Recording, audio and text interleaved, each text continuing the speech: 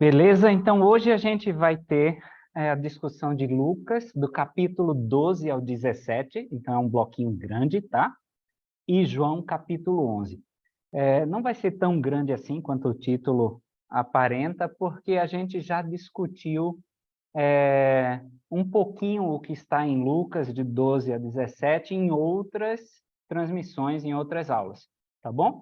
Então, eu decidi para essa aula focar no que é específico de Lucas ou o que ele aponta com algumas diferenças, tá bom? Mas, claro, se tiverem dúvida com outro conteúdo a gente vai passar um pouquinho mais superficialmente, que a gente já discutiu, por exemplo, em Mateus 13, Mateus 6, tá? Mas aí, se tiverem dúvidas, pode perguntar, fiquem à vontade, tá bom? Também quem está assistindo online pode mandar pergunta no comentário que a gente tenta responder, tá? Então, nos evangelhos sinópticos, alguém lembra o que é sinóptico? Já discutimos em outras aulas.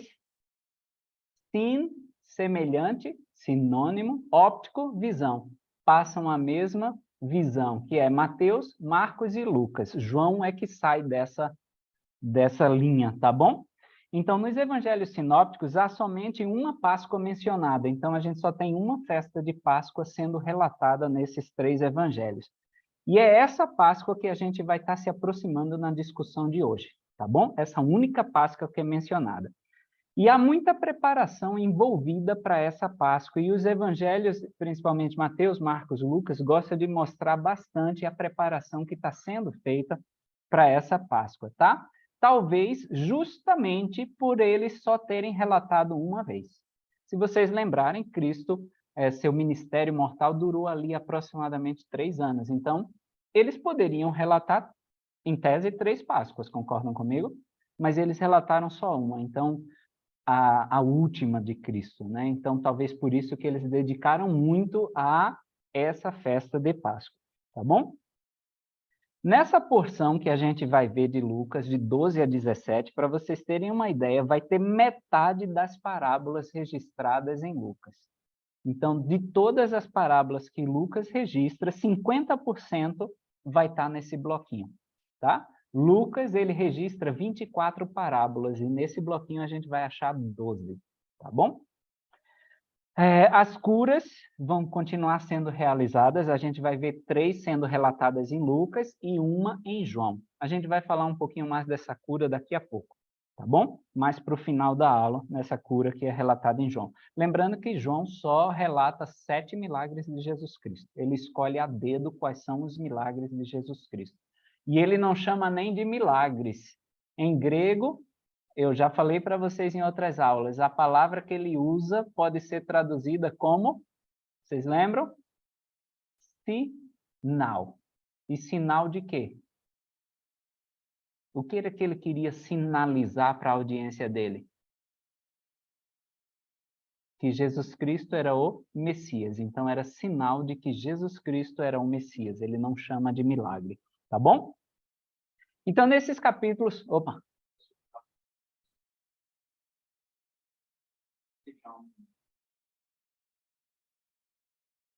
Por que João foi diferente dos outros evangelhos? Porque João ele queria passar uma visão diferente de Jesus Cristo. João queria, desde o começo, é tanto que em João capítulo 1, ele passa um Jesus Cristo divino, ok? Enquanto os outros ainda lutam com o Jesus Cristo mortal, Messias, e o aspecto divino é mostrado em alguns pontos, João, desde o começo, se propôs a escrever um evangelho diferente. Por quê? Porque ele já tinha Mateus, Marcos e Lucas. Foi o último evangelho a ser escrito. E vários estudiosos até dizem que ele só escreveu porque os discípulos dele ficaram enchendo a paciência dele. Aí, provavelmente, é que ele veio com o registro. Ele disse, então eu vou fazer diferente, não vou fazer igual, tá bom? E a audiência dele era diferente, ele queria pegar o aspecto divino de Jesus Cristo. Beleza? Então, nesses capítulos, a gente vai ver a descida de Jesus Cristo para Jerusalém, tá bom? Jesus Cristo sempre morou um pouco mais ao norte, tá? E agora ele vai descer para comemorar justamente a Páscoa. Jesus Cristo vivia na Galileia, que era um estado, vamos chamar assim, mais ao norte, tá bom?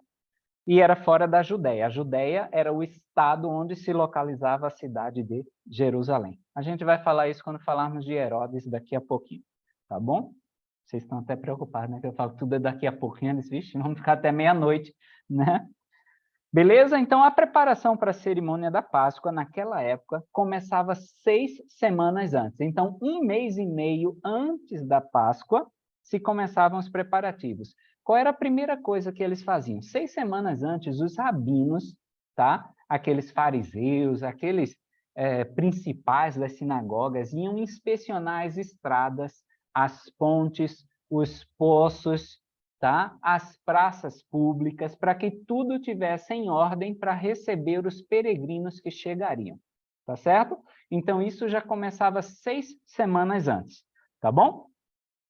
Geralmente, o povo ele montava as tendas deles nas praças públicas, por isso que eles faziam todos os reparos necessários para que o povo tivesse um mínimo assim de conforto, tá bom? Eles viam também se as mikvahs, a gente já falou sobre mikvah aqui, acho que é umas 2 aulas passadas, que eram piscinas que tinham águas vivas. O que eram água viva? Alguém lembra? A gente também discutiu a aula passada, quando Jesus Cristo falou sobre isso, e falamos da cerimônia do templo. Eram águas que estavam sempre renovadas, em movimento, tá bom? Que vinham de algum riacho, de algum riozinho e abasteciam aquelas piscinas, por isso que eram chamadas de águas vivas. Então, as mikvahs eram essas piscinas que o povo podia se lavar simbolicamente para participar das cerimônias do templo, tá bom? Da festividade. Então, eles checavam se tudo estava certinho 6 semanas antes para receber esses visitantes, esses peregrinos. Aí, 1 mês antes, tá? Eles pintavam, caiavam os sepulcros, pintavam os sepulcros de branco. Para quê? Para que os peregrinos soubessem onde eles estavam pisando, para evitar os locais de sepultura, para não entrar em contato com nenhum osso, nenhum corpo morto, porque isso os tornaria impuros de participar na cerimônia do templo, tá? Jesus Cristo faz uma alusão a isso. Quem puder ler aí, Lucas 11:44. Ele faz uma referência a esse costume.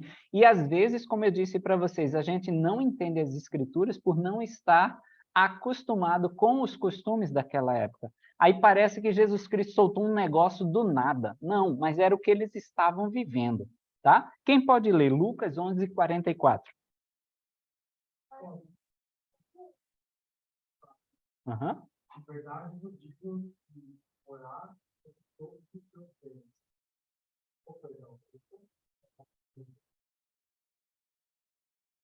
Pode, seguindo de fariseus, todos como as sepulturas que não aparecem, e os homens que sobre elas andam não sabem.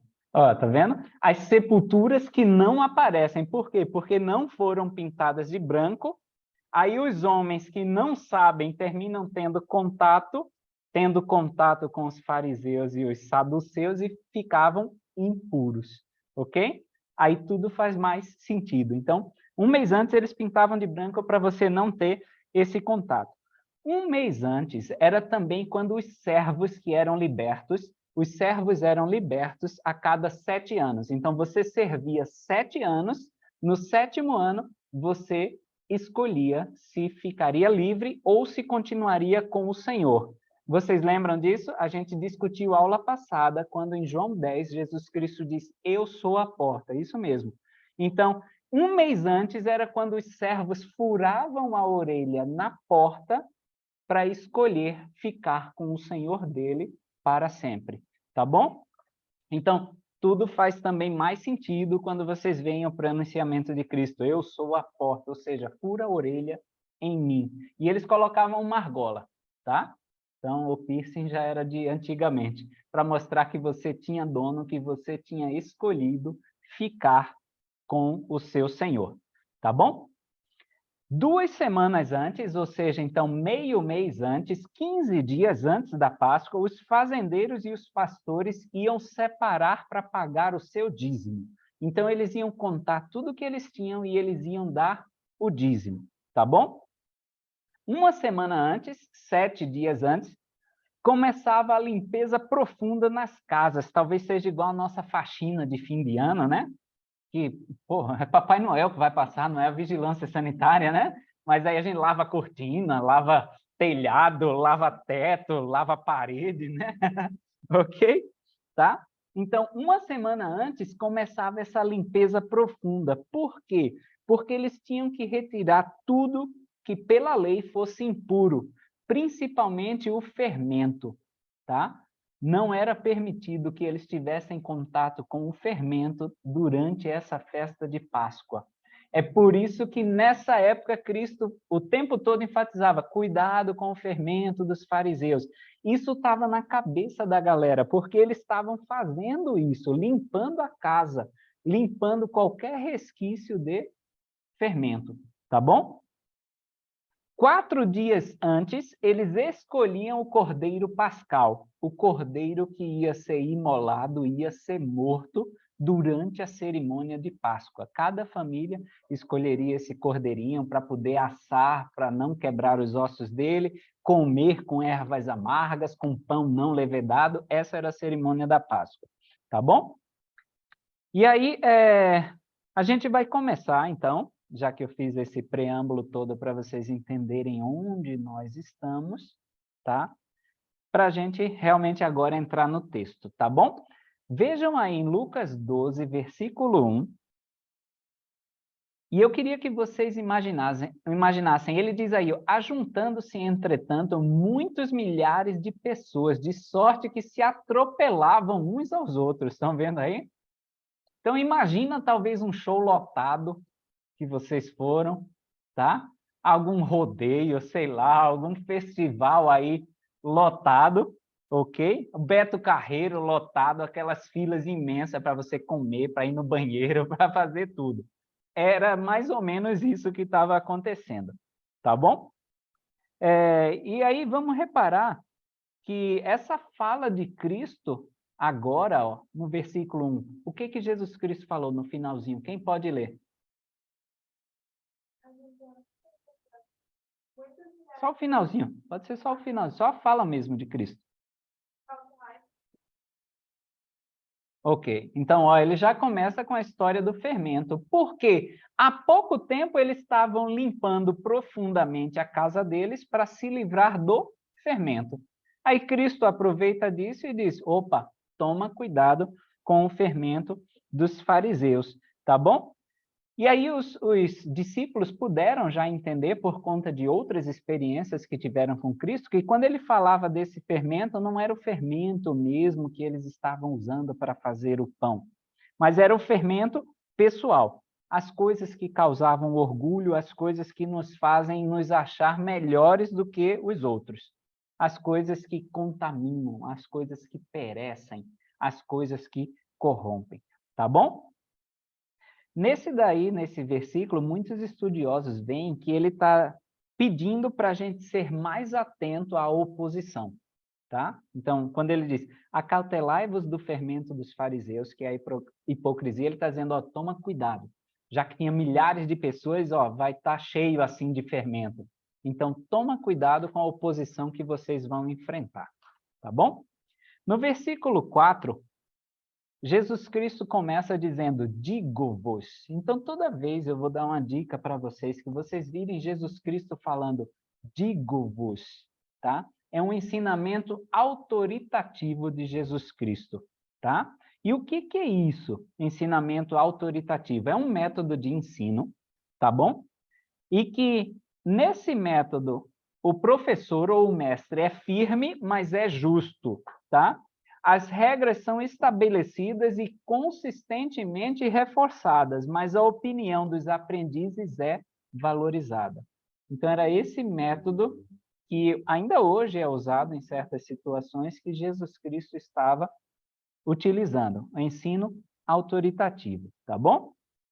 E enquanto ele se dirigia para a festa, ali com os discípulos e com os outros, ele ia, né, repetindo alguns ensinamentos que ele já tinha feito no Sermão da Montanha, tá? E eu até já falei na aula do Sermão da Montanha que era vamos dizer, um discurso, ou esqueleto básico de um discurso que ele deve ter usado em várias situações, tá bom?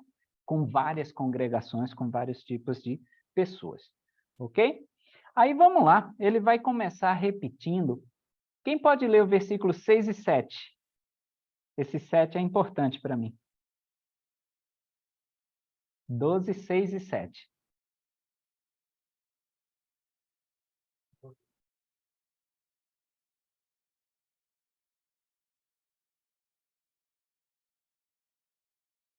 Isso.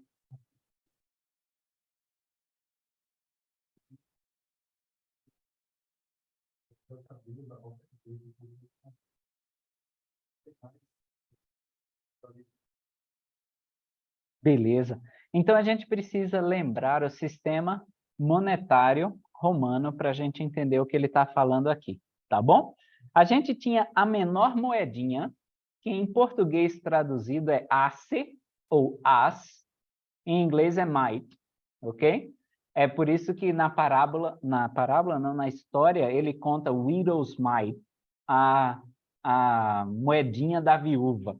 Era a menor moeda do sistema romano, tá? Talvez seja 1 centavo aqui para nós, ou 5 centavos, a nossa menor moeda, tá bom?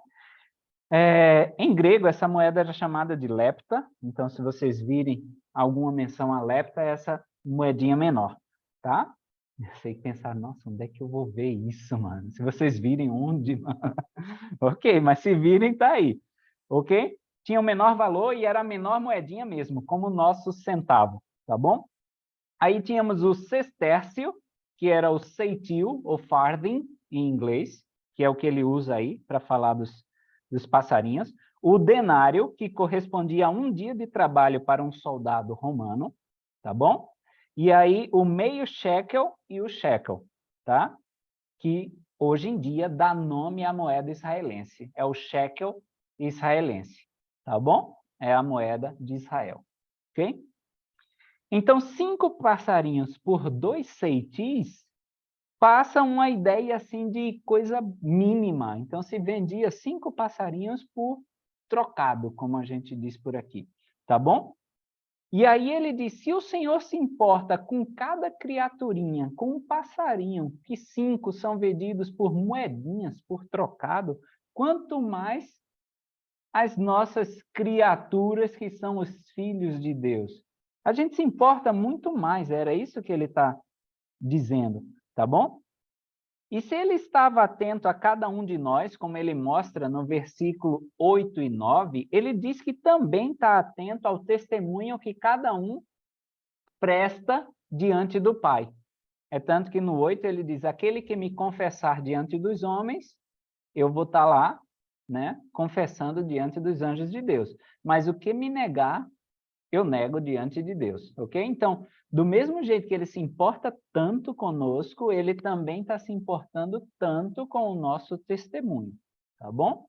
Seja para o bem ou seja para o mal, tá? Isso é consolador, porque toda vez que a gente vem prestar um testemunho que a gente está defendendo a Cristo, que a gente está levando o nome dele, ele vai estar dizendo, ó, estou contigo lá nos céus, tá bom? A gente pode checar a nota de rodapé A. Cliquem aí no Azinho, porque vai nos levar para uma tradução de Joseph Smith, porque é importante para a gente entender o contexto, tá? Vamos ver o 10 aí, ó, que está em itálico. Olha o que ele diz. Ora, seus discípulos sabiam que ele dissera isso, porque eles, os discípulos, haviam falado mal dele, Jesus Cristo, diante do povo, pois tinham medo de confessá-lo, confessar a Cristo diante dos homens. E eles arrazoavam entre si, ou seja, discutiam, conversavam, argumentavam, dizendo, ele conhece o nosso coração e fala para a nossa condenação, e não seremos perdoados.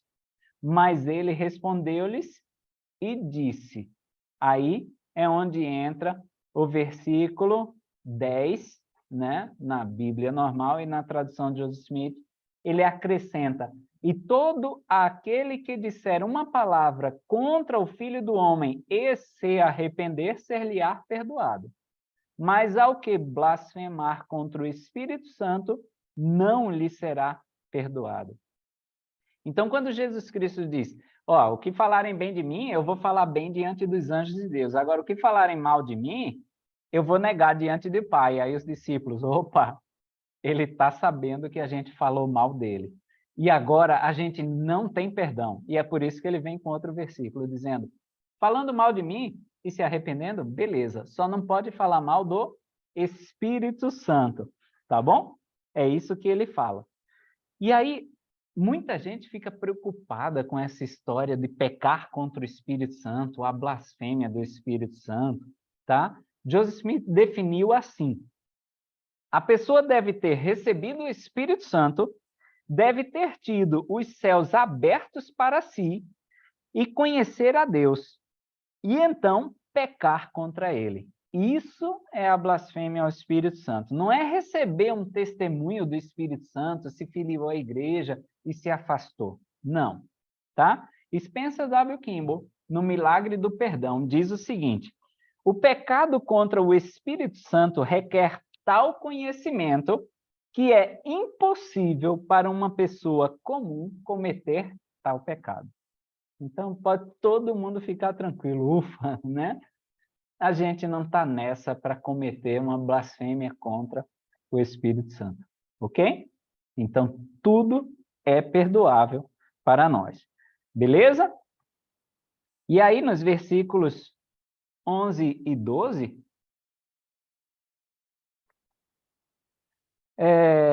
compassivamente o Senhor, ou seja, com compaixão, o Senhor vai confortar os discípulos. Porque a gente já viu na tradução de Joseph Smith que eles estavam com medo de confessar Cristo diante dos homens, por isso que tinham falado mal de Cristo. Aí ele vem com esse versículo 11 e 12, aí, quando vos conduzirem às sinagogas, aos magistrados e autoridades, ele diz, não precisa ficar com medo. Não estejais ansiosos quanto a como ou ao que haveis de responder, nem quanto ao que haveis de falar. Aí no 12. Porque na mesma hora vos ensinará o Espírito Santo o que vos convém a falar. Ele disse, ó, então não precisa falar mal de mim. Só confia no Espírito Santo, que ele vai dizer exatamente o que vocês têm que falar. E acabou. Tá bom? Fiquem tranquilos quanto a isso. Tá joia? Então, ele já tinha tranquilizado que eles tinham perdão, que eles não blasfemaram contra o Espírito Santo, falaram só, entre aspas, contra o Filho de Deus, beleza, arrependeram, iam ser perdoados, tá bom? Não blasfemaram contra o Espírito Santo, então ele já estava tranquilizado quanto a isso, tá bom? E agora ele vai confortar dizendo, ó, esse mesmo Espírito que vocês não pecaram contra ele, vai guiar vocês na hora de vocês falarem, tá bom? E aí, nos discursos da Conferência Geral, a gente vê as autoridades gerais, ultimamente, sempre pedindo para a gente confiar no Espírito, para a gente se pautar pelo Espírito. Então, é a mesma tônica da mensagem que há muito tempo Jesus Cristo já vinha deixando, tá bom? Então, nossa obrigação, abre a boca, o Espírito Santo enche a boca com as palavras, tá ok? Claro, como eu sempre friso, a gente tem que estar preparado. Não adianta abrir a boca sem saber de nada, porque aí o Espírito Santo vai dizer, ué, não tem nada para eu puxar daqui de dentro? Então, ok? E é por isso que a gente estuda as Escrituras aqui, no seminário, no instituto, na escola dominical, para a gente estar pronto. E aí o Espírito Santo nos utiliza para isso. Em Lucas 12, do 13 ao 21, vai ter uma questão de herança. Tá bom? E ele vai responder com uma parábola, ok? Então, a lei de Moisés ela era bem específica como se repartia uma herança. Até hoje, a galera de uma casa briga por causa de uma herança. Vocês já devem ter visto isso, né? Que era tudo amoroso quando não tinha herança envolvido, aí envolveu herança, é um virado com o outro, porque fica aquela confusão por causa do dinheiro, né? Era isso que estava acontecendo aqui. E a lei de Moisés era específica, ó, não tem briga, todo mundo recebe uma parte igual, a não ser o primogênito, que recebe uma parte dobrada, ok? Por quê? Porque ele ficaria encarregado de cuidar dos pais e encarregado de cuidar de toda a família, não só fisicamente, mas espiritualmente. Então, por exemplo, se algum membro da família contraísse uma dívida, ele, com essa parte dobrada da herança, entrava para ser aquele remidor que a gente já falou em aulas passadas, que ele pagava para ter o seu irmão ou sua irmã liberto, tá bom? Então, é por isso que ele tinha uma porção dobrada, e não só por conta disso, tá bom? E aí o Senhor usa essa pergunta, ó, Senhor, me ajuda aí a repartir a herança para ensinar sobre a lei da consagração, tá certo? Sobre as nossas mordomias terrenas e o desejo de acumular tesouros no céu, ao invés de acumular tesouros na terra. O Senhor aproveita o gancho para meter esses ensinamentos. Ele nunca perdia uma oportunidade de ensinar, tá bom? É interessante notar que essa época que Cristo estava vivendo era, assim, uma das épocas mais ricas do Império Romano, quando eles estavam mais se desenvolvendo, tá? Não só eles tinham comida, até mesmo aquele mais pobre, miserável, que não tivesse comida, podia se vender, a gente já falou isso em aulas passadas, podia se hipotecar para conseguir o seu alimento, trabalhar pelo seu sustento, né? Não é diferente de hoje, né? Que a gente vende a nossa força de trabalho como assalariado para ganhar o nosso sustento mensal, tá bom? E aí no versículo 16 ele vai começar uma parábola. E aí, como todas as outras parábolas, eu já falei para vocês que as parábolas elas tinham um choque, davam um choque na audiência, porque o que era esperado não é o que vai acontecer, ok? E aí a tragédia da parábola vai ser apresentada aí a partir do 19, tá? Até o 21, é que o Senhor está quase que dizendo para eles, vocês foram tão egoístas, gananciosos, que não perceberam o que estava acontecendo. Só quiseram acumular riquezas, acumular riquezas. E o que estava acontecendo? A gente volta um pouquinho para o versículo 15. Qual era o pecado que estava sendo germinado no meio deles? Digam aí para mim. A avareza, tá bom? E a tradução de Almeida, revista e atualizada, diz, tende cuidado, no versículo 15, né? E ele diz ainda mais, tende cuidado e guardai-vos de toda e qualquer avareza, tá? Toda e qualquer espécie de avareza. Quando a gente se torna assim centrado demais em nós mesmos, quando a gente procura a nossa autossatisfação, tudo é para a gente, tudo é para o meu prazer, tá? E vocês podem notar, se contarem aí nessa parábola, os pronomes pessoais, meu, minha, vão aparecer 10 vezes. É muito para uns versículos bem pequenininhos e curtos. Vocês podem ver aí, ó. No 17, e arrazoava consigo mesmo, dizendo, que farei? Não tenho onde recolher os meus frutos, derrubarei os meus celeiros, todo o meu produto, meus bens. Então, né, Lucas quis evidenciar isso, esse egoísmo, essa avareza que estava crescendo, tá bom? E aí eu tenho uma citação de Hugh Nibley que pode nos ajudar a reconhecer quando é que eu estou passando do ponto, né? Um teste fácil e infalível nos é dado na bem conhecida máxima que diz: você pode ter qualquer coisa deste mundo por dinheiro. Lembram do templo? Né? Quando Satanás pergunta: tendes dinheiro? Podes comprar qualquer coisa neste mundo com dinheiro. Ok?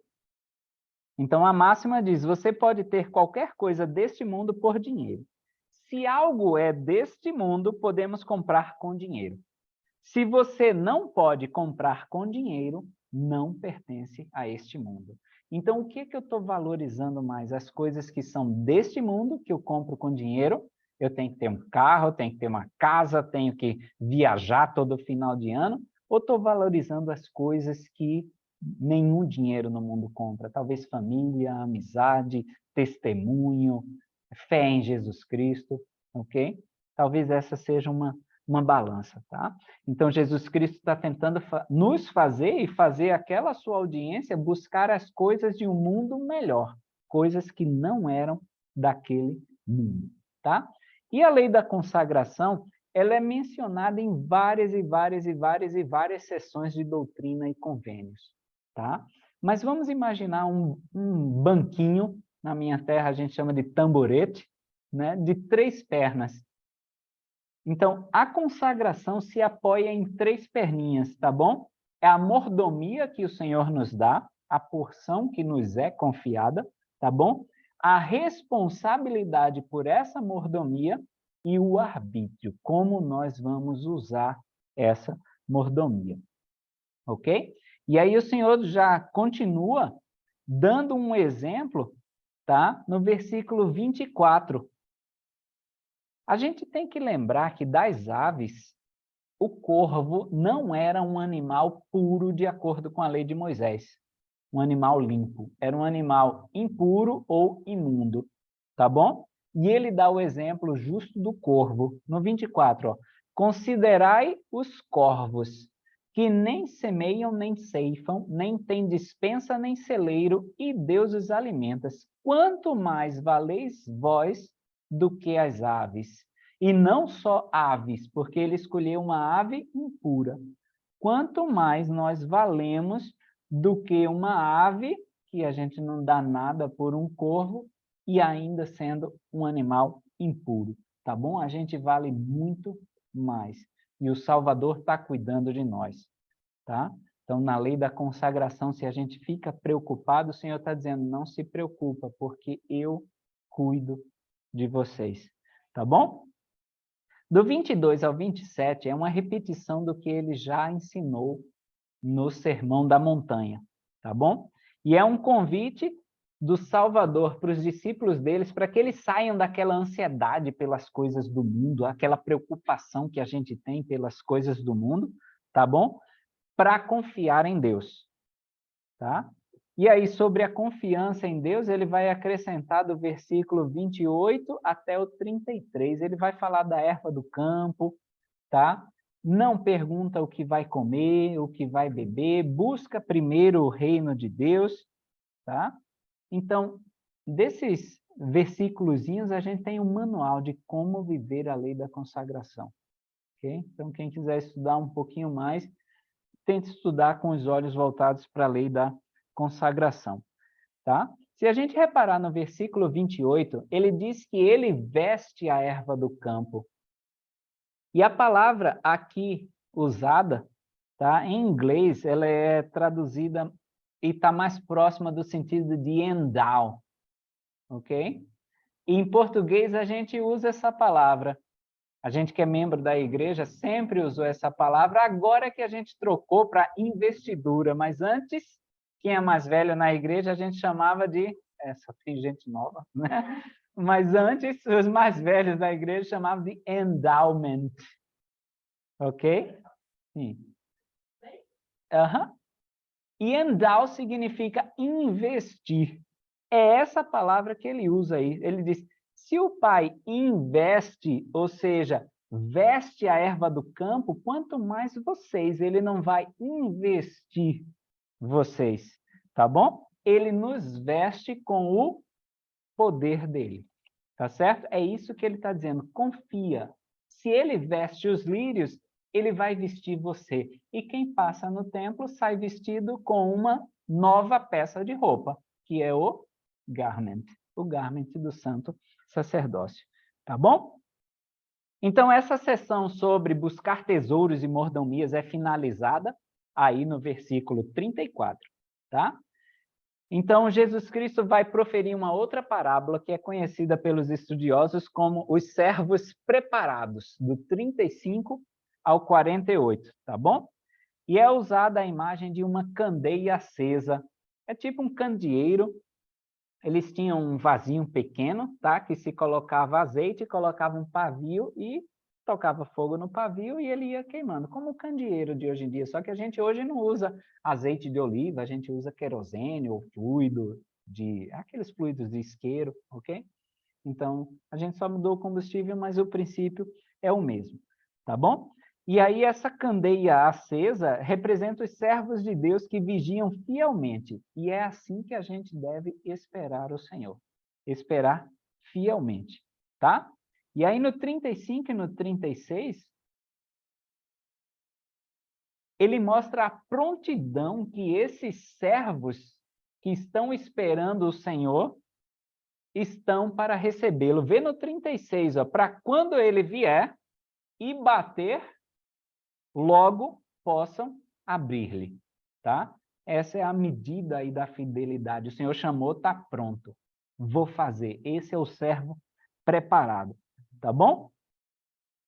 E aí, se a gente focar no versículo 37 e clicar na nota de rodapé A, no Bem-aventurados, aí abre uma tradução de Joseph Smith, e é muita coisa que ele foi acrescentado, foi inspirado a acrescentar.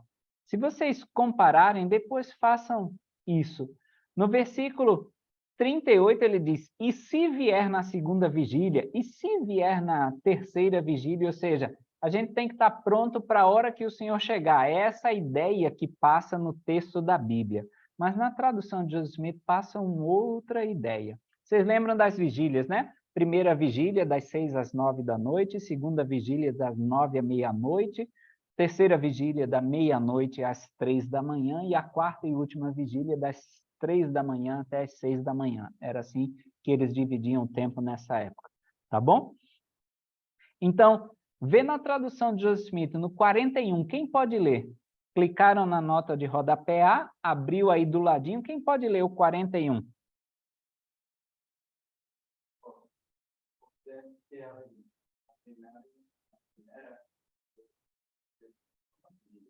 Vigília.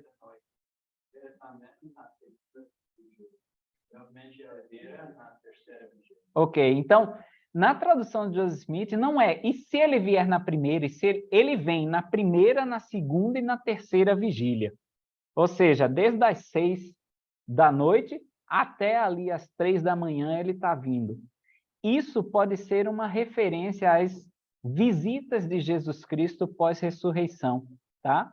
Então, na primeira vigília, ele vindo a primeira vez, segunda vigília, ele estando nas Américas, terceira vigília, ele vindo restaurar o evangelho dele, ok?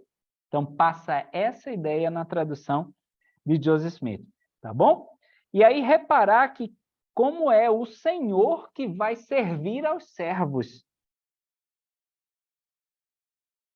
Ó, no 43, porque o senhor desses servos se cingirá, ou seja, colocaria aquele avental, tá? E fará com que eles se assentem à mesa, e virá e os servirá, tá bom? E exatamente como na vida mortal, que Jesus Cristo estava a serviço de todos, e não só um serviço físico, mas ele estava servindo verdades eternas a todos nós. E é isso que ele continuou a fazer quando veio nas Américas e quando veio na restauração. Serviu verdades eternas para todos nós. Tá bom? Aí no versículo 40, dúvidas? Não? No versículo 40, ó, quem pode ler? 12:40.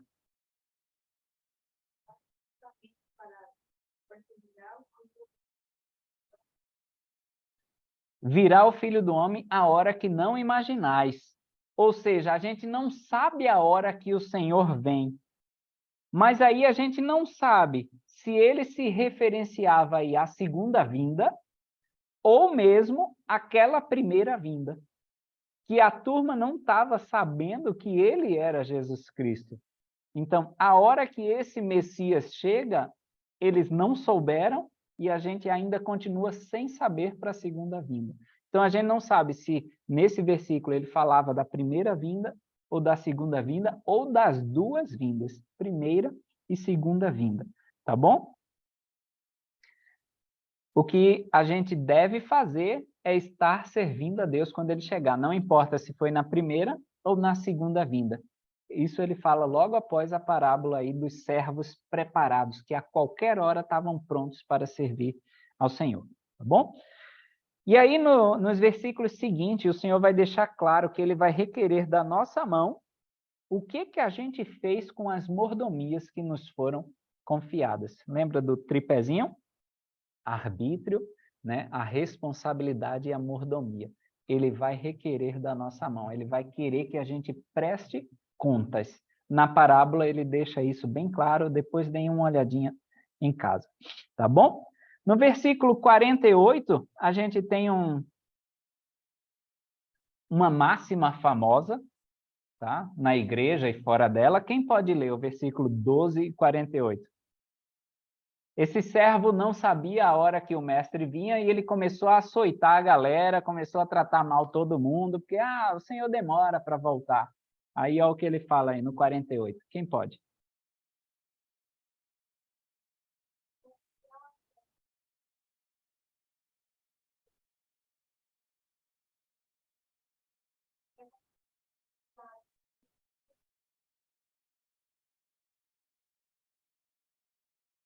A gente sempre fala isso, nunca sabe onde está a escritura, né? Agora vocês sabem, marca aí, tá bom? E a qualquer que muito for dado, muito se lhe exigirá. E ao que muito se lhe confiou, muito mais se lhe pedirá. Tá bom? Do versículo 49 ao 59, eles vão falar todos sobre os últimos dias e os julgamentos que sobreviriam. Tá bom? E aí vamos discutir um pouquinho isso. No 51 ele fala, cuidais vós que vim dar paz à terra. Esse cuidais aí vocês estão achando que, vocês acharam mesmo que eu vinha trazer paz à terra, né? Muitos relacionamentos seriam abalados por conta da crença e da decisão de seguir a Jesus Cristo. Talvez até aqui, na nossa audiência hoje, tenha gente que teve alguma treta em família, porque, não, agora eu vou me batizar, né? Agora eu estou frequentando a igreja, agora eu estou seguindo a Jesus Cristo, tá? Então, é mais importante obedecer a Jesus Cristo do que obedecer a um mando injusto de pai, mãe, amigo, tá? É muito mais importante que a gente esteja com ele. Seguir a Cristo, eu estudando esse pedacinho aqui, eu deixei uma coisa bem clara aqui escrita. Seguir a Cristo requer dissensão. Vai ter algum ponto de atrito, alguma fratura que a gente vai ter que sofrer na nossa vida, tá? Talvez no estilo de se vestir, no estilo de falar, no estilo de pensar com pessoa A, B ou C, e faz parte, tá? Se não teve dissensão, está fazendo errado, alguma coisa está fazendo errado, tá? Até dissensão consigo mesmo, com você mesmo. Você vai chegar a um ponto que vai ter que romper com aquela pessoa antiga que você era, tá bom? Então, seguir a Cristo requer dissensão, tá? Vamos para o capítulo 13. No capítulo 13, já começa aí no versículo 1, não sei se vocês sabiam, mas é uma referência a Pilatos, uma referência anterior a Pilatos do que só no julgamento ali de Jesus Cristo, tá bom? Aqui já relata a inimizade que Pilatos tinha com os judeus, e ainda faz uma acusação grave, né? Dizia que ele misturava o sangue dos galileus com os sacrifícios dele. Então, a gente não sabe se ele realmente ofertou sangue de Galileu junto com os sacrifícios que ele oferecia para os deuses pagãos, tá bom? Pode ser só simbólico aqui, mas que ele condenou vários judeus à morte, sim, isso está relatado mesmo, tá bom? Versículos 2 e 3 é sobre estes galileus que foram mortos pela mão de Pilatos, e vocês vão ver no versículo 4, ou aqueles 18 sobre os quais caiu a torre em Siloé e os matou. É sobre esses que Jesus vai continuar a falar, tá bom? A Galileia era uma região menosprezada, não era, vamos dizer, o melhor estado, ok? Como aqui no Brasil a gente tem uma discriminação com certos estados, concordam comigo? Não é? É público e notório, concorda? Então, assim, os estados do Norte e Nordeste são os mais menosprezados. Centro-Oeste, mais ou menos. Sudeste e Sul, aí sim é o que vale a pena, né? É assim que está dividida a nossa geografia social, ok? E era mais ou menos isso que acontecia naquela época. Então, a Galileia, o pessoal da Judéia, que era o pessoal bom, era o sul da, sabe? Era o pessoal legal, porque tinha Jerusalém, tinha o templo, tinha o pessoal fiel, ok? Então, eles menosprezavam a Galileia, tá? E aí a ideia é, esses caras morreram, eles diziam, como a gente às vezes fala aqui, aconteceu alguma coisa para alguém, o que que vem na nossa mente? Vai, algum pecador, o que que vem na nossa mente? Podem falar que vem, não vem? Bem feito, né? Mas também porque estava fazendo isso. Não é assim que a gente, como ser humano, age? Então a turma está dizendo, bem feito para esses galileus aí, bem feito mesmo, né? E Jesus Cristo está dizendo negativo, né? No 5, ele vai dizer, ó, não, eles não eram pecadores, tá? Vos digo, eu digo para vocês que tem esse pensamento bem feito, teve o que merecia, né? Como a gente às vezes age. Antes, se não vos arrependerdes, todos de igual modo perecereis. E é pior ainda, porque a nossa morte que pensa dessa forma é uma morte espiritual e a deles foi uma morte física, ok? Então, a gente tem várias máximas hoje na sociedade popularizadas e que hoje estão bem em vogas, né? Que o pessoal diz bandido bom é bandido morto, ok? E é mais ou menos esse pensamento que a gente vai levando e que o Salvador está dizendo, negativo, se não se arrepender desse pensamento, né? Vão estar condenados de igual forma, como estão condenando aqueles que pereceram, tá? Mas pereceram a morte física. Beleza? Do 6 ao 9, tem uma parábola de uma figueira. E vocês podem cruzar o 6 ao 9 com Jacó 5. Jacó 5, no livro de Mórmon, fala sobre o quê? É uma outra alegoria envolvendo outra planta. Alegoria das oliveiras. Então, vocês podem cruzar a alegoria de Jacó com a alegoria da figueira que Jesus Cristo fez. Tá bom? E olha que interessante, porque no versículo 7, tá? Esse homem reclama para o vinhateiro, ou seja, aquele que cuidava da vinha, reclama, ó, eis que há 3 anos venho buscar fruto nesta figueira e não o acho. Corta, porque ocupa ainda a terra inutilmente? Por que deixá-la aqui, se há 3 anos eu estou vindo e não tem fruto? O que vocês acham que é uma referência a esses 3 anos?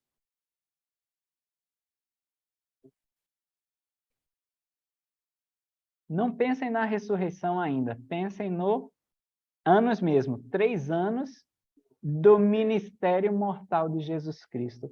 Há 3 anos ele estava esperando que aquela figueira, que era Israel, desse fruto, e não estava dando. Tá bom? E aí, veja como o vinheteiro, né, o símbolo próprio de Jesus Cristo, diz, Senhor, deixa este ano, até que eu escave a esterque, deixa eu cuidar um pouco mais, não parece a linguagem lá de Jacó? Deixa eu podar um pouco mais, deixa eu transplantar o ramo aqui. Aí no 9, se der fruto, ficará, se não, depois a manda cortar. Okay? Deixa eu cuidar um pouco mais, deixa eu arar aqui a terra, deixa eu dar mais verdades eternas para esse povo, para ver se eles acordam e dão o fruto, tá bom? É o Senhor implorando que a gente se arrependa. Ele próprio está quase ficando de joelhos e diz, se arrependam, cara. Eu preciso que você se arrependa, tá? E aí, Lucas, ele vai gostar muito de mostrar Jesus Cristo indo nas sinagogas. Ele coloca Jesus Cristo na sinagoga durante o seu evangelho 17 vezes, tá? E essa que vocês vão ver aí no versículo 10, Lucas 13, 10, vai ser a última referência de Jesus numa sinagoga, tá bom? É a 17ª referência de Lucas e depois ele não relata mais, ok? E ó, que legal, porque quando ele está lá na sinagoga, vejam aí no versículo 11, quem pode ler aí para nós? Versículo 11, Lucas 13, 11.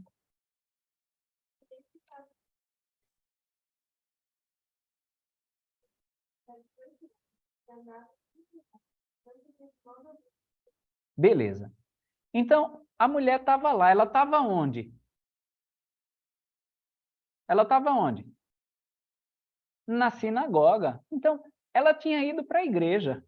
E há 18 anos ela tinha essa doença. A gente não sabe o que é, talvez uma artrite reumática, tá?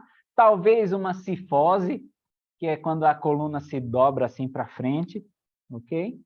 Talvez uma escoliose, que é um desvio lateral da coluna. A gente não sabe. Mas vocês podem reparar que ela não estava indo atrás de milagre nenhum, ela estava indo para a igrejinha dela, acabou. Talvez todo sábado ela estava lá, indo para a igreja dela, tá bom? Mas ela estava onde deveria estar, na hora que ela deveria estar. Então, domingo, às 9 da manhã, onde é que a gente tem que estar? É isso. Acabou. Era o que ela estava fazendo. No sábado, às 18h30, onde é que a gente tem que estar? No instituto. Acabou, não é nenhum outro lugar, mas tem uma festinha, tem um churrasco. Não, é um instituto. No domingo, é a reunião sacramental. Ela estava lá. Acabou. Ela não estava indo atrás de nada. Ela não pede nada. Vocês podem ver aí no versículo. Ela não pede nada. Ela não vai atrás de nada. Tá bom? E ela termina recebendo um milagre no versículo 12 e 13, somente por fazer o que estava sendo pedido. Acabou. E na igreja todo domingo. Acabou. E ela recebeu o milagre dela. Ela não foi atrás, ela não pediu nada. Ok? Vejam aí que Lucas registra que Jesus Cristo impôs as mãos sobre ela. Jesus Cristo faz muitas curas, mas raras vezes ele impõe as mãos para ministrar a cura. Tá? Nessa vez, foi uma delas. Ele impôs as mãos sobre a mulher e endireitou a mulher. Então, quem sabe se nossos milagres não estão na reunião sacramental? Se nossos milagres não estão na aula do instituto, na atividade do jazz ou mas, tá? Na hora de nosso estudo das escrituras, a gente está fazendo o que foi pedido que a gente fizesse. E nossos milagres podem chegar justamente nessas horas. Quando a gente acha que nem está fazendo grande coisa. Ah, mas estou só indo para a igreja todo domingo. Estou só pagando meu dízimo, é o que tem que fazer. E aí chega, tá bom? E o Senhor cura essa mulher na sinagoga no sábado, só arrumando treta, né? Cura na sinagoga uma mulher no sábado, ok? Com o propósito de denunciar a tradição cultural do sábado e a definição corrente de quem era pecador. Então, se tinha uma deformidade, é porque era pecador, era isso que eles achavam. Pecou em algum ponto da lei. E no sábado você não podia trabalhar. Curar uma pessoa era fazer o corpo dela trabalhar para ficar curada. Isso era impossível, tá? É tanto que, ó, no versículo 14 a 16, ele dá um exemplo que era corriqueiro, ele diz hipócrita. Aí o bicho pega fogo, né? No sábado, não desprende da manjedoura cada um de vós o seu boi ou jumento e não leva para beber? E se vocês estão desatando o jumento, o boi de vocês, para levar ele para beber água no sábado, e não vem problema. Agora, eu curando uma pessoa, isso é um problema, né? E aí, eles não estavam tão indignados, né? Porque Jesus estava curando, mas era com o dia de sábado. Era esse o problema aqui. Ó, versículo 14. O principal da sinagoga, indignado porque Jesus curava no sábado.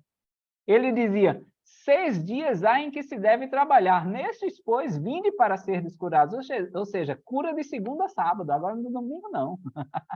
Era isso que estava incomodando o pessoal da sinagoga, tá bom? Lembrando que qualquer pessoa com deformidade já era considerada impura do serviço do templo. Então, aquela mulher já sofria há 18 anos, já era privada de tudo há 18 anos por causa da enfermidade. Tá? E é por isso, né, que Jesus Cristo vai enfatizar no 16, ó, ele vai chamá-la de filha de Abraão, ou seja, Abraão é um profeta estimadíssimo entre os judeus, é o pai da nação judaica, ok? Então, ela é filha de Abraão, não é essa deficiente que vocês menosprezam, que vocês proíbem de tudo, que vocês privam de tudo, tá bom? E no mesmo versículo 16, ele diz, Satanás tinha prendido essa mulher há 18 anos. Não é que ele estava reforçando a crença de que as deformidades eram culpa de pecado ou coisa assim. Tá? Na verdade, cada vez que Cristo curava, a influência de Satanás era diminuída sobre o coração dos filhos dos homens. Era obra de Satanás eles interpretarem o sábado daquela forma. E por isso, há 18 anos, aquela mulher estava aprisionada por essa crença, por essa lei cerca, lembra que a gente já discutiu em aulas passadas, né? Por essa tradição. Então, curando aquela mulher no sábado, o Salvador diminuía esse poder da tradição, esse poder da lei cerca, esse poder de Satanás sobre o coração dos filhos dos homens. Tá bom? Por isso que ele disse que ela estava aprisionada por Satanás há 18 anos. Tá? No versículo 18, vai fazer uma referência ao reino de Deus. Ok? Isso também está lá em Mateus 13, mas Mateus vai evitar usar o termo reino de Deus, talvez para preservar o nome de Deus, porque ele era um judeu, tá? Mas Lucas não era judeu, era um grego, então estava de boa em falar o nome de Deus. Aí Mateus vai falar reino dos céus, e Lucas é reino de Deus, reino de Deus, para cima e para baixo, tá bom? Ele não achava que era ofensivo, tá bom? E aí tem as parábolas da mostarda, que a gente já viu, da sementinha de mostarda, que cresce uma árvore e os passarinhos se aninham lá, a gente já discutiu. E a parábola do fermento, da medidinha de fermento que é acrescentada na farinha e dá em abundância, dá muito mais do que a pessoa poderia querer para se sustentar, a gente também já discutiu antes. Tá bom? A ideia do 22 ao 24 é uma ideia que até hoje permanece. Tá? Que ideia é essa? É a ideia que os estudiosos chamam de escassez. Escassez de quê? Vamos ler para vocês entenderem, tá? Versículos 23 e 24. Quem pode ler?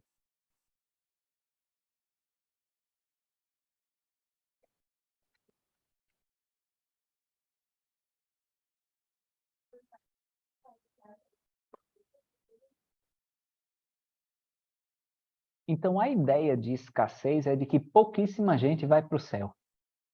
É uma ideia que a gente tem até hoje, né? É tanto que os apóstolos, os discípulos, chegaram com isso para Jesus Cristo. São poucos os que se salvam, né? Quem me conhece já há algum tempo sabe que eu sou totalmente contrário a essa ideia. Eu já acho que é o inverso, sabemos, né?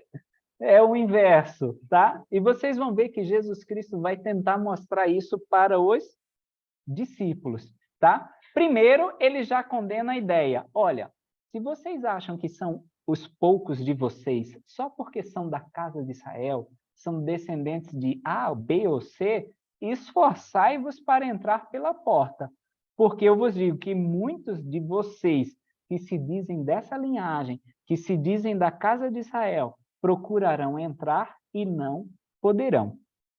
Tá bom?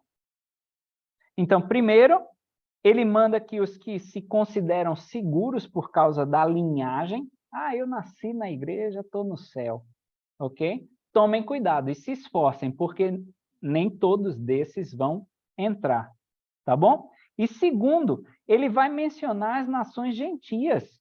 Olha, está aqui no versículo 29. Quem pode ler?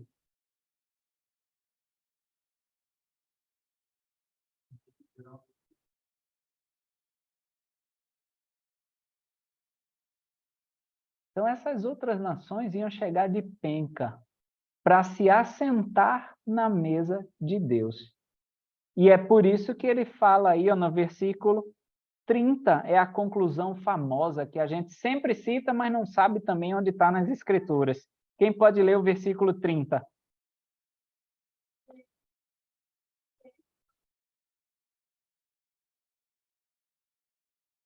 A gente sempre diz, né? Os últimos serão os primeiros. Ok, tá aí, tá bom? Isso também está repetido em Mateus 7, 13 a 14. Então, Jesus Cristo estava tentando inverter essa ideia. Não vai ser um pouquinho, não vai ser essa escassez da casa de Israel, não. Ele está dizendo, as nações virão do norte, do sul, do leste e do oeste e vão se sentar na mesa do reino de Deus. Tá bom? Lucas 13, 31 a 32, os fariseus chegaram para Jesus Cristo e disseram, Herodes está tentando te matar. De qual Herodes ele estava falando aqui? A gente já discutiu há umas 2 aulas, né? É Herodes Antipas, filho de Herodes o Grande. É o que o Abraham falou sobre o tetrarca, tá bom? Então, ele era o tetrarca, ou seja, governador da tetrarquia da Galileia, que era uma das 4 divisões do governo. Tá? Então, eles dividiram aquela região em 4 partes, tá? E uma dessas divisões era a Galileia. Tá? Era mais ou menos o que para nós é hoje um estado. E ele governava esse estado, uma dessas 4 divisões, por isso que era chamado de tetrarca, tá bom? E aí, Jesus, como resposta, olha o que diz para esses fariseus, no 32. Bocudo, Jesus Cristo. Quem pode?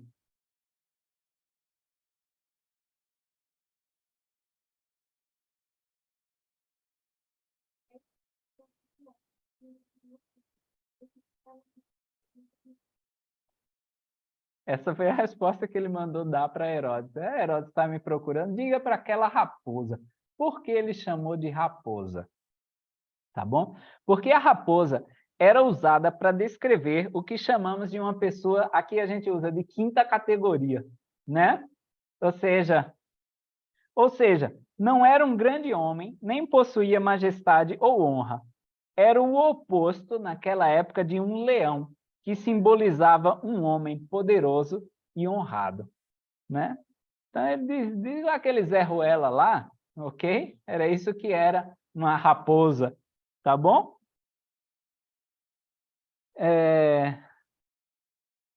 E Jesus, ele usa essa linguagem mais dura porque ele tinha certeza que não era na Galileia que ele ia morrer.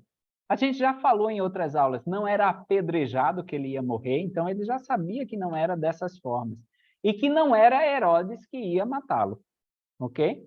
Então, Herodes ia fazer parte da morte dele, é tanto que ele é levado para se apresentar ante Herodes, mas não era o autor da morte dele. Então, por isso que ele estava, né? Tô nem aí, mano. Ok? E não era a hora dele ainda, tá bom? Lucas 13, do 31 ao 35, tem um paralelo em Mateus 23, 37 a 39. Porque agora ele vai lamentar por Jerusalém, tá? Ele vai lamentar que Jerusalém o tenha rejeitado. E aí é famosa essa escritura do versículo 34, Jerusalém, Jerusalém, que matas os profetas e apedrejas os que te são enviados. E a figura de Jesus Cristo como uma galinha também aparece aí. Quantas vezes quis eu ajuntar os teus filhos, como a galinha ajunta os seus pintos debaixo das suas asas e não quiseste.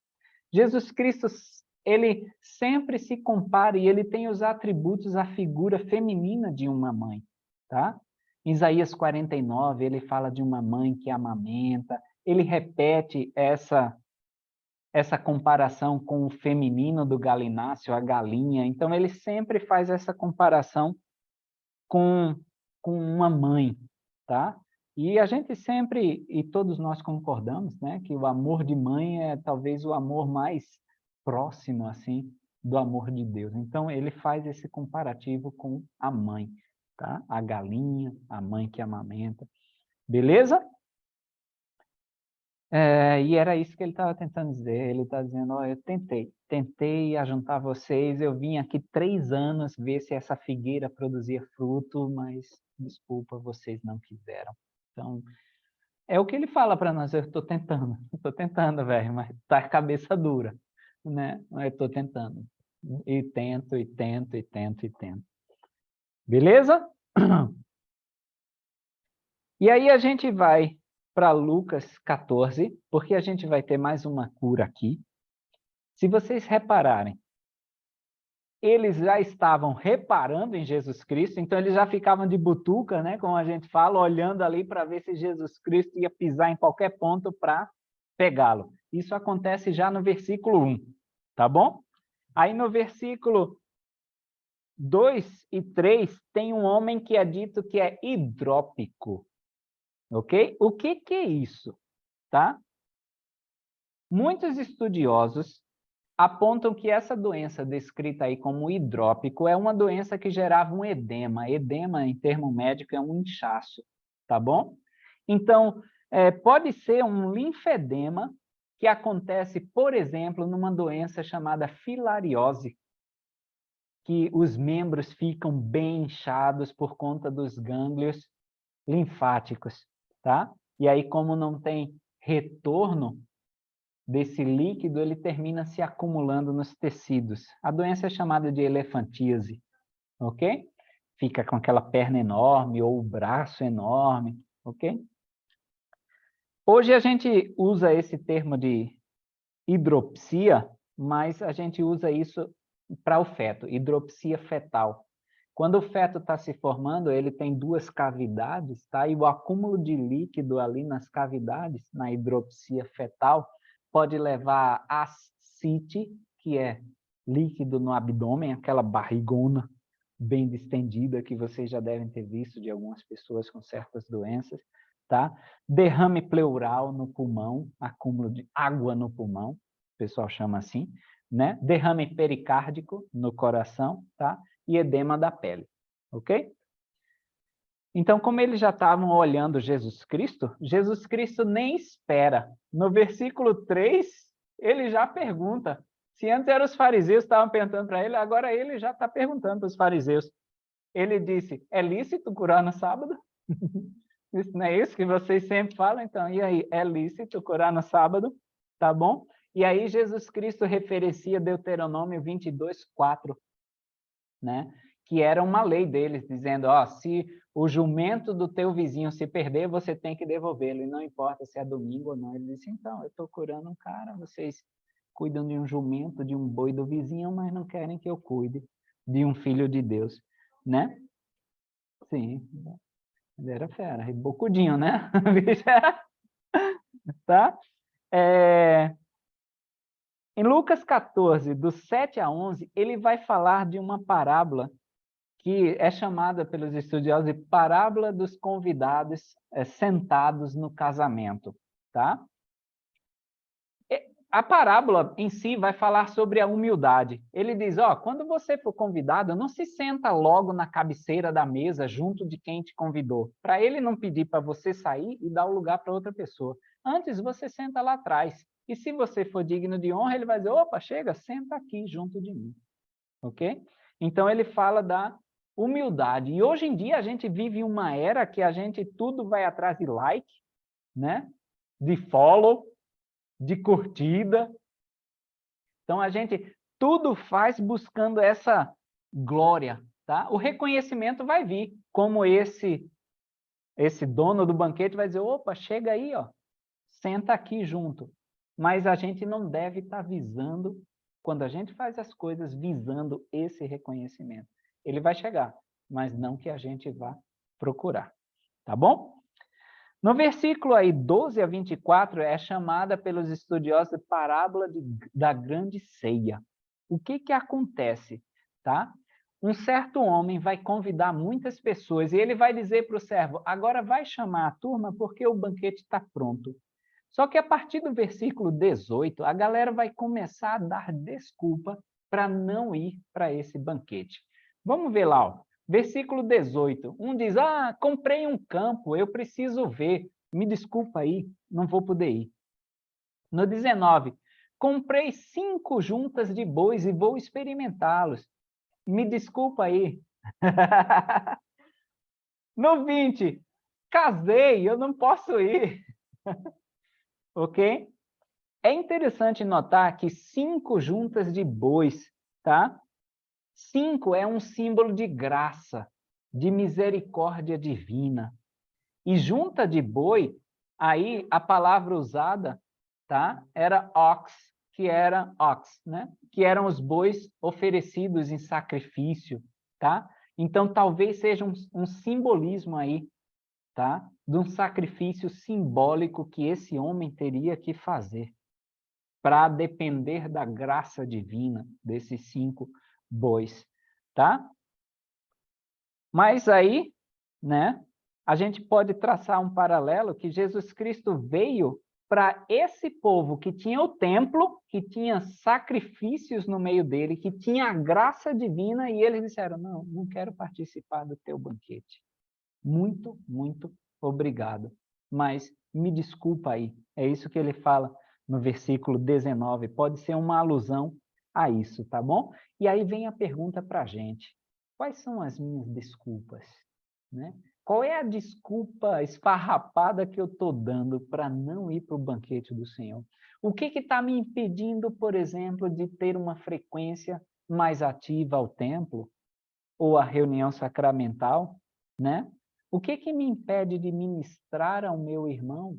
Qual é a desculpa esfarrapada que eu estou dando? O que está me impedindo de cuidar da minha família, de passar tempo com eles, de estar ensinando a eles? O que está me impedindo de servir? Qual é a desculpa esfarrapada que eu estou dando para o Senhor para não participar do banquete dele? Tá bom? Essa é uma reflexão que a gente pode fazer. E é engraçado porque Lucas, eu já falei para vocês, ele vai usar de contrastes, ele vai usar de paralelos. Então, reparem aí, no versículo 12 e 13, ele diz, ó, quando deres um jantar, uma ceia, ó, não chame os teus amigos, nem os teus irmãos, nem os teus parentes, nem os vizinhos ricos. Por quê? Se você convida esses, a obrigação é que eles te convidem de volta. Né? Então, você convidou porque quer ter outro jantar patrocinado por eles. Então, ó, são 4 tipos de pessoas. E aí ele diz no 13, mas quando deres um banquete, chama os pobres, aleijados, coxos e cegos. Então, ele faz esse paralelo para contrastar e a gente aprender a doutrina que o Salvador está ensinando. E ele faz a mesma coisa no versículo 16, 18, 19 e 20, com os caras que deram desculpas, e no 21, 4 para 4, tá? Para confrontar e a gente, opa, de que lado eu vou estar, né? Então, vocês veem que ele vai convidar todo mundo, vejam aí no 21, traz o pobre, aleijado, coxo e cego, e ainda tem espaço no 22, ó, ainda cabe mais gente. Isso é o reino dos céus, não é um pouquinho, não. Eles convidam todo mundo e ainda tem mais espaço, chama mais gente. E aí, ó, parece ser meio estranho, porque ele diz no 23, ó, força-os a entrar para que a minha casa se encha. Pô, vai obrigar o cara a participar da ceia do Senhor? Paulo vai escrever sobre isso lá, quando ele escreve para os Romanos, no capítulo 14, versículo 11. Alguns vão vir de bom grado, outros vão ser compelidos, ou seja, obrigados a reconhecer que Jesus é o Cristo, quando ele diz, todo joelho se dobrará diante de mim, e toda língua confessará a Deus. Então, todo mundo, ou vai ser por bem, ou vai ser por mal, vai reconhecer que Jesus Cristo é o Filho de Deus, é o Messias, né? Ou como diz no nosso ditado, ou pelo amor ou pela dor, vão reconhecer Jesus Cristo. É por isso que ele diz, força-os, obriga-os a vir. Todo mundo vai reconhecer que é o banquete do Senhor, a ceia do Senhor. Beleza? Vamos para o 15. Versículo 2. Eles estavam dizendo de novo aquela velha história, ou pode ser uma referência ao que já criticaram lá atrás Jesus Cristo. Aquele mesmo episódio, ele diz, este recebe pecadores e come com eles. Ok? Então era dever de um judeu permanecer afastado dessas pessoas, porque senão seria considerado impuro. A gente já discutiu sobre isso quando falamos sobre Mateus 9:12. Pode ser esse mesmo episódio que João está relatando aqui, tá bom? E aí o Senhor vai responder para eles contando 3 histórias, 3 parábolas. E são as parábolas talvez mais famosas da Bíblia, estão em Lucas 15, então decora aí, tá bom? Que é da ovelha perdida, da dracma perdida e do filho perdido. A gente não chama filho perdido, a gente diz filho pródigo, né? Mas é a ovelha perdida, dracma perdida e filho perdido. Tá joia? Por que ele vem com essa? Porque esses pecadores eram excluídos socialmente. Os judeus não se relacionavam com ele. Então eram ovelhas perdidas, tá bom? E aí, o que é interessante, e eu sempre achava difícil isso, no versículo 7, quem pode ler? Lucas 15, 7.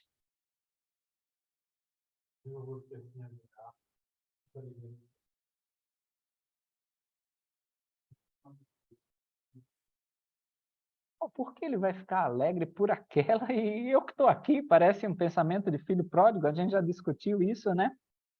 Mas aí no manual do Vem Segue-me dessa semana diz o seguinte, se isso parece injusto, é importante lembrar que, na verdade, não existem pessoas que não necessitam de arrependimento. Ou seja, né, não tem essas 99 que são justas e que não precisam de arrependimento. Todos precisamos ser resgatados e todos nós podemos participar do resgate, alegrando-nos juntos por cada alma que é salva. Muitos estudiosos dizem que essas 99 que ele se refere são os fariseus e escribas, que se achavam tão justos que não necessitavam de arrependimento. Por isso que ele diz que o céu vai estar em festa, em alegria por aquele pecador que se arrependeu, do que por esses que se diziam justos e não necessitar de arrependimento. Ok? Aí fica mais claro o que Jesus Cristo queria dizer. Do versículo 8 ao 10, né, a gente tem que lembrar, é a parábola da dracma perdida. Claro, tem muitas outras interpretações, eu vim trazer aqui uma visãozinha um pouquinho diferente de cada uma delas, tá bom? Mas vocês podem interpretar de diversas outras formas essas parábolas, tá? Essa 8 aí, do 8 ao 10 é a dracma perdida. Então, eu queria só dizer para vocês que, primeiro, a gente acha que é uma bobagem, a gente lê direto. Qual mulher que tendo 10 dracmas, a gente não se toca. Mulher naquela época não tinha nada. Então, o primeiro ponto é, como é que ela tinha essas 10 dracmas? Quem o viu já estava dizendo, oi, uma mulher com 10 dracmas? Já é estranha essa parábola. Já está estranha, né? Outra forma de enxergar é, então, se ela tinha 10 dracmas, as dracmas não eram dela. Ela estava cuidando da dracma de alguém, geralmente de um homem, né? Nem o dote de casamento era dado para a mulher. Ele era dado para o pai, ou era dado para o marido, ou era dado para o guardião dela. Nunca era para ela, ok? Então, se a mulher tinha 10 dracmas, ela estava cuidando da dracma de alguém. Pode ser um outro pensamento, tá bom? Ou Jesus Cristo queria mesmo arrebentar e dizer, a mulher que tinha dracma. Ok? A gente não sabe qual delas. De todo jeito, ela perdeu uma, tá bom? Aí justifica muito a alegria dela no 10, no 9, quando ela chama todas as amigas dizendo, eu achei, porque se foi de outra pessoa, ela estava muito preocupada em perder aquela dracma. Mas o processo para ela achar a dracma, o que ela fez? No versículo 8.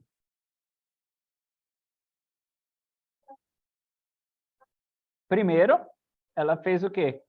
Acendeu uma candeia. Uma candeia acesa era símbolo de quê? A gente discutiu isso há uns minutos atrás. Era um servo preparado, né? Então, ela acende a candeia, ela se prepara, ela joga a luz nos cantinhos mais íntimos da alma dela. E o que ela faz? Depois, varre a casa. É aquela faxina de fim de ano, que a gente levanta sofá, tira tudo, arrasta os móveis, vai limpar atrás deles, ok? Ela quer limpar cada cantinho da casa para achar a dracma. Então, isso pode ser para a nossa vida. Se a gente quer trazer outras pessoas para o Evangelho, por onde é que eu começo? Por mim. Eu começo olhando para mim, fazendo uma autoanálise, limpando meus cantinhos, para estar puro, para poder dizer, agora vamos trazer o que se perdeu para o rebanho do Senhor. Tá bom? Dúvidas até aí? Existem outras possibilidades? Sim, então vocês podem interpretar de outras formas. Eu estou trazendo mais uma visão sobre uma parábola já conhecida. Tá bom? Manda!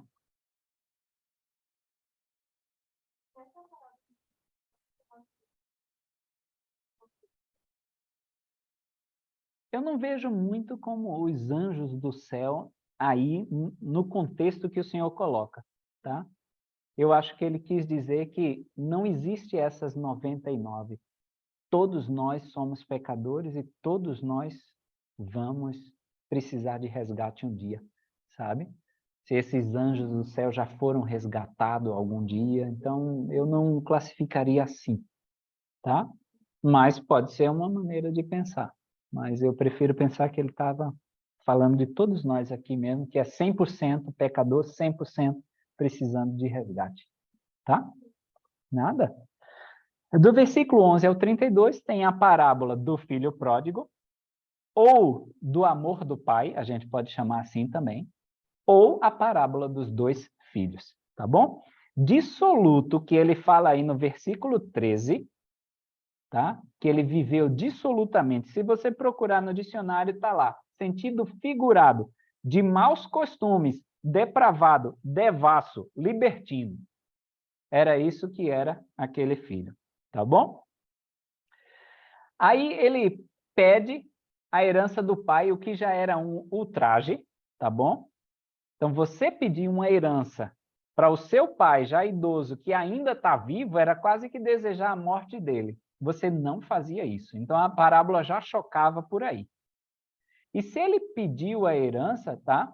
Ele provavelmente devia ser um adolescente, ele não tinha nem 18 anos, é o que os estudiosos avaliam, tá?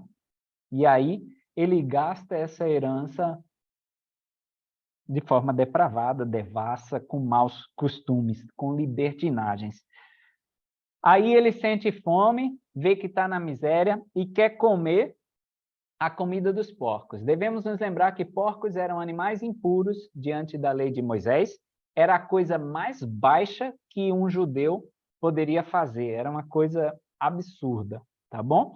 E ele queria comer a comida dos porcos. A comida dos porcos, na verdade, era limpa, era constituída de cenoura. A palavra que foi traduzida para... Eles traduzem aí para bolota. A gente não sabe nem o que é isso, né, mano? Né? Quer comer uma bolota, mano? Tá? Provavelmente era feita com cenoura, daria para um humano comer, tá? Mas é igual, por exemplo, hoje, se eu disser que vou te dar ração de cachorro, você vai dizer... Tem ingredientes que podemos comer tranquilamente, concorda? É trigo, aveia, cevada, enriquecido com ácido fólico, com algumas outras vitaminas. Não tentei ainda. Acho que podemos trazer para o próximo lanche do Instituto. Mas é uma coisa que não vai fazer mal, tá bom? Essa comida dos porcos não faria mal para ele, tá? Até pela lei de Moisés era pura, era uma cenoura, tá bom? Mas dá aquele asco, né? Aquela nojo, né? No versículo 17 diz que ele caiu em si, ou seja, vocês podem até escrever aí do ladinho, ele se arrependeu. Cair em si, tá? Não é só deixar o mau comportamento, mas é retornar para o Senhor. Virar de costas. A gente já discutiu a etimologia da palavra grega para arrepender. É virar de costas, abandonar e seguir o Senhor. É tanto que ele vira de costas para esse caminho e volta para a casa do pai dele. Aí vem o segundo ponto ultrajante da parábola. O velho pai dele não espera nem ele chegar. O que o pai faz? E vai como? Se arrastando? Ok, né? Ele diz aí no versículo 20, e correndo, lançou-se-lhe ao pescoço e o beijou. Não era digno para um velho sair correndo, ok? Na sociedade em que viviam. Então já era o segundo ponto que chocava a parábola. Mas para mostrar como o Senhor está disposto a nos perdoar. Tá? É até ultrajante o que ele faz para conceder o perdão para nós, tá bom? E ele sai correndo, né? Aí dá um anel, dá vestido para aquele, coloca sandália no pé dele. Eu mandei um discurso para vocês de Jeffrey Holland, tá bom? Que fala sobre isso, tá? E ele mata um boi cevado, não é isso? Aí no 28 diz que o irmão que estava sempre do lado lá do pai ficou muito irritado. E é a mesma palavra que é usada. Lembram da parábola do servo incompassivo, que o Senhor ficou extremamente irado? É a mesma palavra, tá?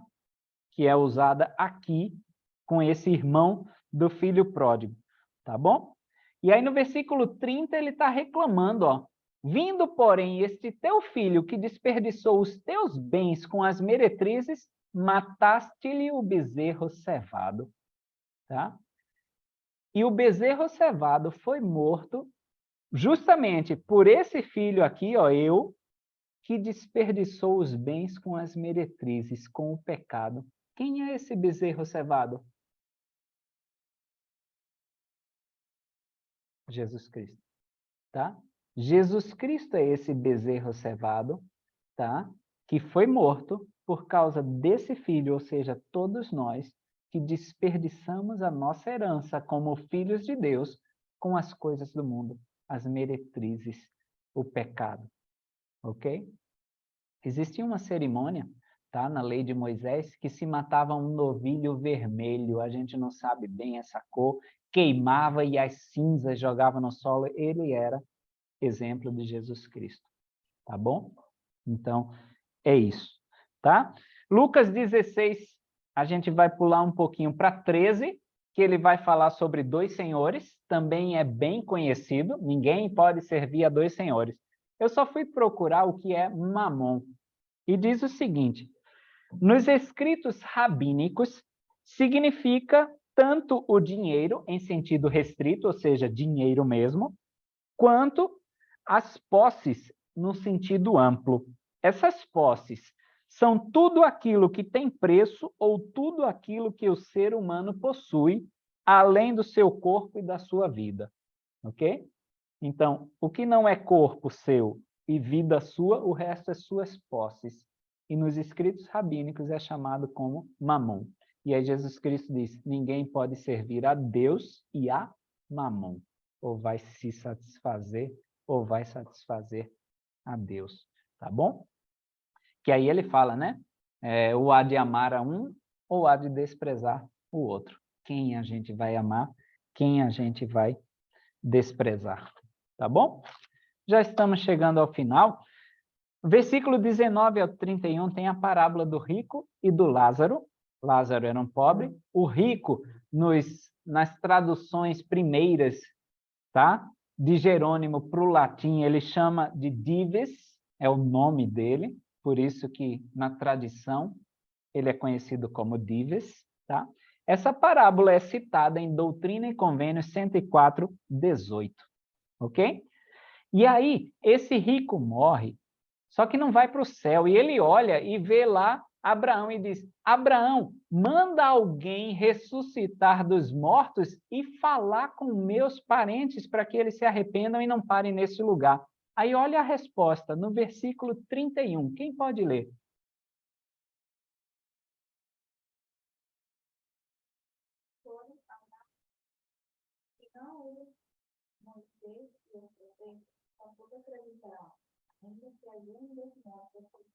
Ok, então ele diz, se vocês não ouvem Moisés e os profetas, não vão acreditar naquele que vai ressuscitar dos mortos. Quem era que iria ressuscitar dos mortos? Breve, Jesus Cristo.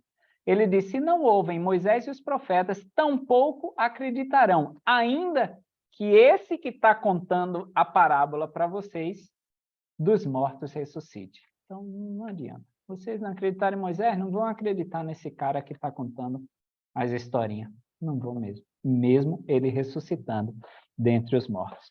Tá bom? Dúvidas até aí? Em Lucas 17, do 11 ao 12, tem a cura dos 10 leprosos. Lembra que só um veio agradecer ao Senhor? Ele fala sobre gratidão, é o sentido talvez mais fácil de interpretar essa história de cura, mas lembra a história de Eliseu curando outros leprosos, em 2 Reis, capítulo 5, versículo 1 a 14. Então, é mostrando que o Salvador é muito maior do que os profetas do Velho Testamento. A gente já discutiu isso também, que os autores do Novo Testamento queriam mostrar Jesus Cristo como o cumprimento da lei e algo muito maior, tá bom? E os profetas, como dito lá em Mosias, e tudo é prefiguração de Jesus Cristo, é um símbolo de Jesus Cristo, tá bom? Antes da celebração de Páscoa, ele volta a Betânia, uma cidadezinha que ficava perto de Jerusalém. O nome significa casa da aflição ou casa dos figos. Interessante que a gente falou de figueira um pouquinho atrás, tá bom? É onde vivia Lázaro, tá? É o 7º e último milagre reportado por João. O milagre vai acontecer na casa de Marta. E algumas vezes essa casa de Marta é chamada da casa do Simão, o leproso, que foi curado por Jesus Cristo, tá? Então, alguns estudiosos apontam que talvez Marta fosse a esposa de Simão, esse que foi curado por Jesus Cristo, e que ele não aparece mais na história por ele já ter falecido, ok? Essa é uma das hipóteses, tá bom? E aí João 11:5 relata o amor. A gente está em João já agora, desculpa. Ok? Mas se vocês abrirem aí, João 11:5 vai relatar o amor que Cristo tinha por essa família. Ora, diz aí no versículo 5, Jesus amava Marta e sua irmã, Maria, né? E Lázaro. Tá bom? E aí chega a notícia de que Lázaro está doente. Só que aí quando chega a notícia, Cristo ainda fica 2 dias no lugar. Ou seja, parece que ele está dizendo, vamos esperar ele morrer? Não, não tem pressa não. O bicho vai morrer, mas tudo bem, né? E por que ele fica 2 dias a mais no lugar? Ele podia ter chegado a tempo para evitar a morte de Lázaro, mas por que ele fica mais? Veja no versículo 15. E alegro-me por causa de vós, de que eu lá não estivesse. E ele dá um motivo. Por que eu não ia estar lá? Para que acrediteis. Ou seja, vocês vão ver o milagre e vocês vão acreditar. É por isso que eu não fui de imediato. Tá bom? O meu propósito era que vocês acreditassem. Tá bom? Aí no versículo, só para explicar, eles acreditavam que até 3 dias o espírito estava junto do corpo ainda. Então, se Jesus Cristo ressuscitasse Lázaro dentro daquele período dos 3 dias, o pessoal ia dizer, né, o espírito estava aí rondando o corpo, tu não fizesse muita coisa. Mas no 4º dia, aí já era demais. É tanto que vocês vão ver lá que quando Cristo pede para abrir o sepulcro, Maria disse, o bicho já está até fedendo. 4 dias que ele já está lá, ok? Então, ele deixou de propósito para que eles pudessem acreditar, ter testemunho no Filho de Deus, tá bom? Aí, ó, que interessante, dá para a gente notar, do 20 ao 22, Marta, quando ouve que Jesus está vindo, ela já corre para ele. Lembra, é a mesma Marta que quando Jesus Cristo estava com ela estava ocupada fazendo os afazeres de casa. E agora, ela busca Jesus Cristo, é a primeira a correr para Jesus Cristo, tá? E vocês vão ver o testemunho de Marta. A gente não se dá conta quando lê, mas vocês vão ver o testemunho de Marta. Porque em João 11, 25 a 26, Jesus Cristo vai dizer, ó, de novo, eu sou a ressurreição, eu sou a vida. Lembra? Eu sou, ecoando o Velho Testamento. Quem crê em mim, ainda que esteja morto, viverá. E no 26, e todo aquele que vive e crê em mim nunca morrerá. Aí ele pergunta para Marta, crês tu nisso? E aí, olha o testemunho dela, no 27. Parece o testemunho de Pedro. Sim, Senhor, creio que tu és o Cristo, Filho de Deus. Mas olha como ela vai além de Pedro. O que ela acrescenta? Que havia de vir ao mundo, ou seja, o Messias. Então ela disse, eu creio que tu és o Cristo, o Filho de Deus, o Messias. Ok? É aquele prometido nas nossas escrituras. A gente geralmente passa despercebido, tá? Mas Marta era uma mulher de fé e a gente pode perceber nisso, ok? A gente sempre lembra da Marta ocupada e não sentada aos pés de Cristo, tá? Mas no versículo 32 aí, ó, a gente vê Maria no mesmo lugar. Ela sempre esteve onde? 32, ó, aos pés de Cristo. Da primeira vez ela estava lá aos pés de Cristo aprendendo com ele e agora quando chega, lançou-se aos pés de Cristo novamente. Era talvez o lugar preferido de Maria, tá? Como discípula de Jesus Cristo, aos pés do Mestre, tá bom? E aí a gente tem o versículo 35, que é o menor versículo da Bíblia inteira. Então, quem quiser decorar um versículo, decora esse. O que que diz? No versículo 35 de João 11. Ok, ponto.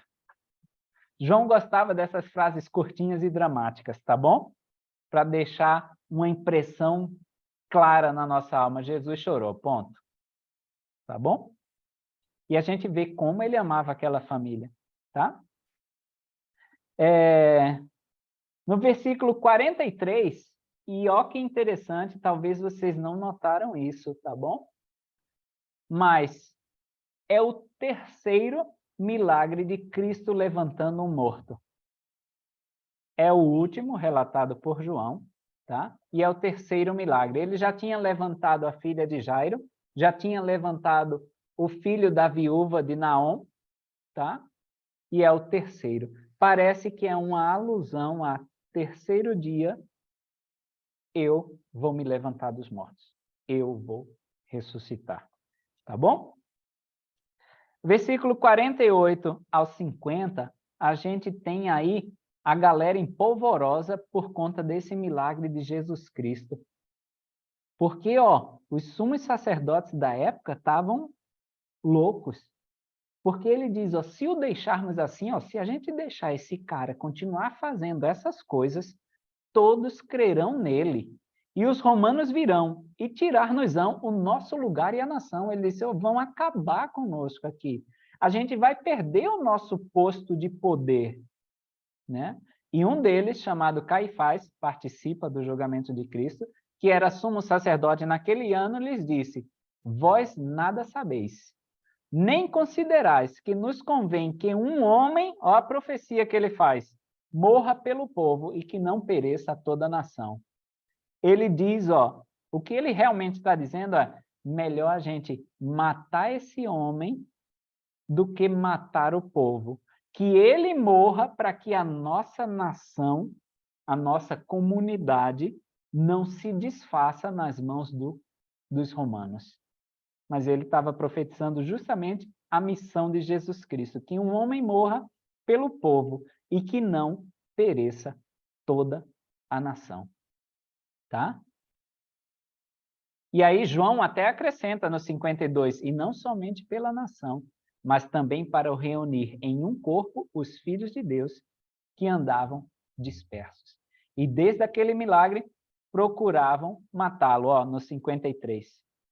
É tanto que Jesus Cristo já não andava mais manifestadamente, ou seja, ele andava escondido, tá, entre os judeus.